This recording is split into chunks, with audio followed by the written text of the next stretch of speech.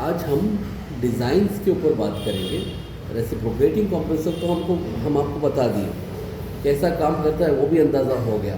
Piston के ऊपर नीचे होने से सक्शन और डिस्चार्ज होती है, ठीक है।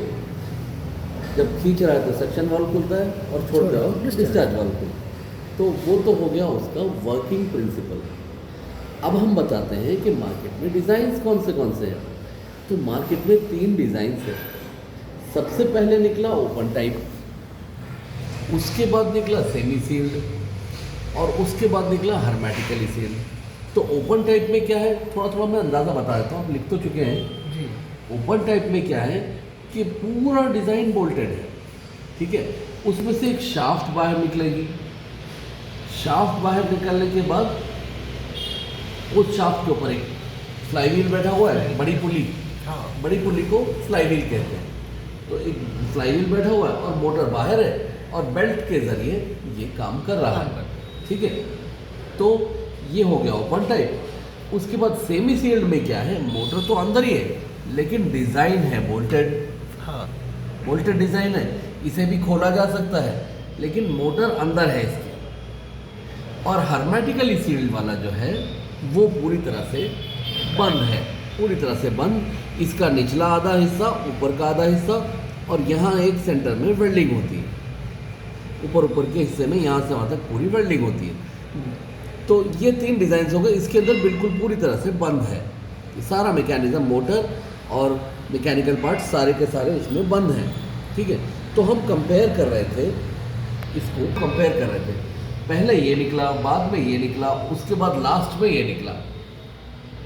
अब होता क्या था इसके अंदर एक प्रॉब्लम, ये सारे कंपैरिजन से पहले हम एक चीज़ ये देख लेंगे कि इसके अंदर इस जगह पे ओपन टाइप में यहाँ पे ये हिस्से में थी हर एक की यानी क्रैंक केस, इसे क्रैंक केस कहा जाता है, ठीक है।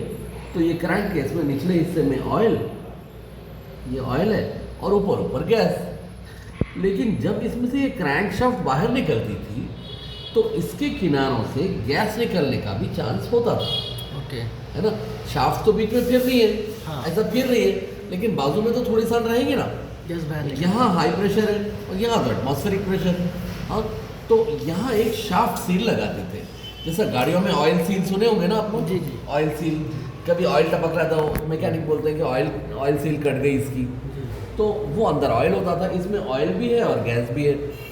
तो ये जब बीच की शाफ्ट घूमती थी तो आहिस्ता आहिस्ता यहाँ लोहे से ये रबर की जो हार्ड रबर की एक शाफ्ट सील होती थी वो कट जाती थी और इसमें से गैस निकल जाती थी। तो इसमें क्या है, हर थोड़े दिन में टॉप अप करना पड़ता था और जब ज़्यादा लीक अगर बढ़ जाए तो फिर ये शाफ्ट सील चेंज कर देना पड़ता था। तो ये एक मसला था। उसके बाद इसके अंदर वो वाला मसला ख़त्म हो गया। उसको ख़त्म करने के लिए ये कंप्रेसर बना, लेकिन ये बोल्टेड डिज़ाइन था, हाँ। ये भी बोल्टेड डिज़ाइन, ये भी बोल्टेड डिज़ाइन।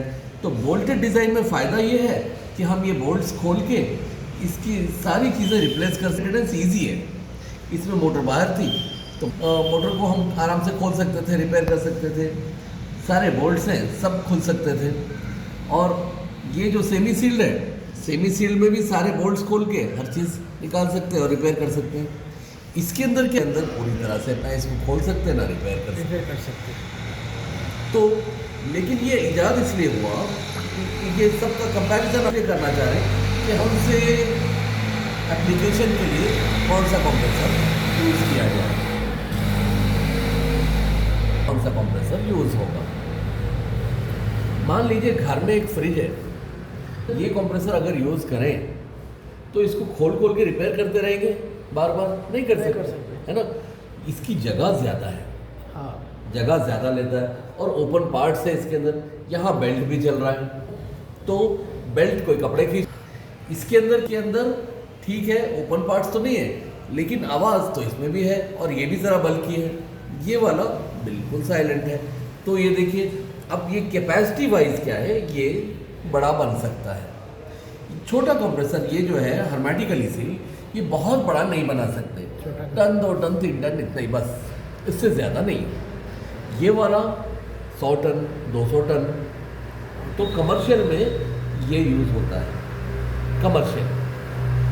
ये वाला मीडियम, ये 2 टन 3 टन 5 टन 10 टन तक ये बन जाता है सेमी सील।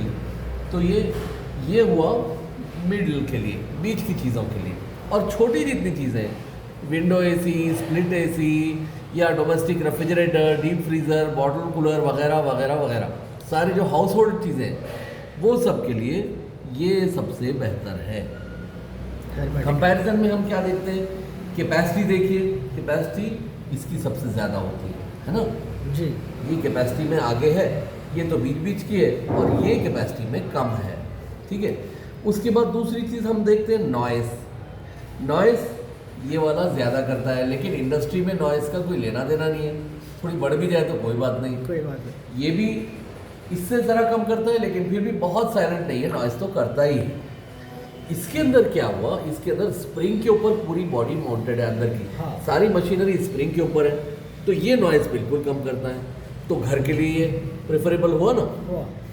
उसके बाद मोटर सेफ्टी, मोटर जो है धूल मट्टी या पानी वगैरह, तो इसके अंदर उसके ऊपर जा सकती है धूल मट्टी, क्योंकि मोटर तो खुली है, तो मोटर के ऊपर धूल मट्टी पानी सब जा सकता है। इसके अंदर मोटर अंदर तो है, अंदर है मोटर, पूरी तरह से महफूज है, तो मोटर सेफ्टी के हिसाब से ये सही है। और ये वाला ये भी सही है मोटर सेफ्टी के हिसाब से। इसमें ज़रा मोटर का ख्याल रखना है, तो ये वाला कंप्रेसर अगर कहीं लगाते हैं तो ज़रा ऊंची जगह लगाएं तो बेहतर है, जहाँ धूल मट्टी ना जा सके और पानी वगैरह ना जा सके, ठीक है। उसके बाद हम जनरल सेफ्टी की बात करते हैं। जनरल सेफ्टी, आप करीब से जा रहे हैं तो यहाँ बेल्ट चल रहा है, कपड़ा खींच सकता है, तो जब एक इंडस्ट्री है तो इंडस्ट्री में हर चीज़ का ख्याल रखा जाता है। घर में थोड़ी ख्याल रखेंगे, कोई लेडीज़ जा रही है बाजू से तो उनके कपड़े लूज हो रहते हैं, साड़ी रहती है, अचानक बेल्ट पे फंस गई, खींच ले, कोई नुकसान हो सकता है।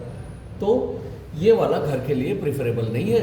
और ये वाला, इसके अंदर जनरल सेफ्टी ठीक है, ये तो कोई मसला नहीं है इसके अंदर, और इसके अंदर भी जनरल सेफ्टी अच्छी है। उसके बाद रिपेयर में कौन सा आसान है कौन सा मुश्किल है? वो आसान सबसे आसान तो यही है, मोटर बिल्कुल बाहर है, आराम से खोल लो, आराम से रिपेयर कर लो। ये सारा बोल्टेड डिज़ाइन है, आराम से खोल लो। इसके अंदर मोटर अंदर है तो थोड़ी मुश्किल होती है, लेकिन इट इज़ रिपेयरेबल। ये आज के ज़माने में जो निकला है, तो ये भी कर तो रहे हैं लोग रिपेयर, लेकिन it is not so easy. तो रिपेयर में सबसे मुश्किल ये वाला है, लेकिन क्योंकि इसके अंदर जल्दी रिपेयर निकलती ही नहीं, हम ऐसी जगह यूज़ कर रहे हैं जहाँ बहुत ज़्यादा लोड नहीं होता, बहुत ज़्यादा फ्लक्चुएशन नहीं होता, और ये है कि कोई आना जाना, कोई उसके ऊपर बहुत ज़्यादा दबाव नहीं है, ठीक है ना। तो ये डोमेस्टिक के लिए सबसे बेहतरीन ये वाला कंप्रेसर। अब ये मालूम है इंडस्ट्री में कि बार बार ये इसके ऊपर लोड ज़्यादा पड़ेगा तो प्रॉब्लम भी आ सकती है, 24 घंटे चलने वाला है। या ये वाला कंप्रेसर जो है छोटा वाला जो हर्मेटिकली सील्ड है, तो इसमें क्या है कि जैसे ही कूलिंग आ गई, बहुत ज़्यादा कूलिंग की तो ज़रूरत ही नहीं होती, तो थर्मोस्टेट खुद कट ऑफ कर देगा